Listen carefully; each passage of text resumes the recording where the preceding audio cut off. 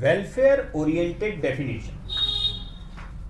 Alfred Marshall was the first economist who lifted the science of economics from the morass into which it had fallen towards the close of 19th century. He shifted his emphasis from wealth to welfare. Alfred Marshall was inspired by the criticism of social thinkers and made a thorough study of original writings of Adam Smith and then came to a conclusion that wealth for its own sake is of no use, but when placed in the hands of men, it gains the importance. The concept of welfare was included in the definition of economics in his famous book Principles of Economics. According to Marshall, economics is a study of mankind in the ordinary business of life. It examines that part of individual and social actions which is most closely connected with the attainment and the use of material requisites of well-being. Thus, it is on one side a study of wealth and on the other and more important side a part of the study of man.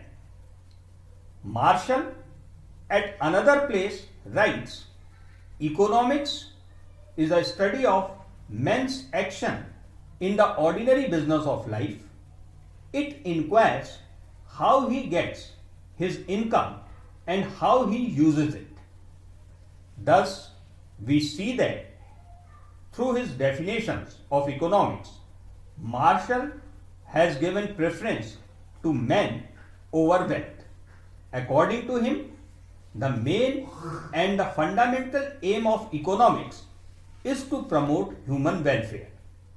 As such, economics acquired a great social importance and it no more remained as a dismal science or the science of selfishness.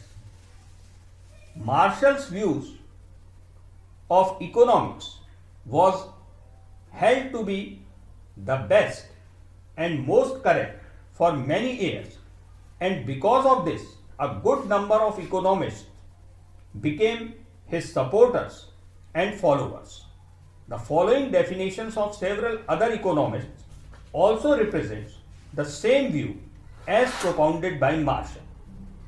According to A.C. Pigou, economics is the study of economic welfare which can be brought directly or indirectly into relationship with the measuring rod of money. In the words of William Beveridge, economics is the study of general method by which men cooperate to meet their material needs.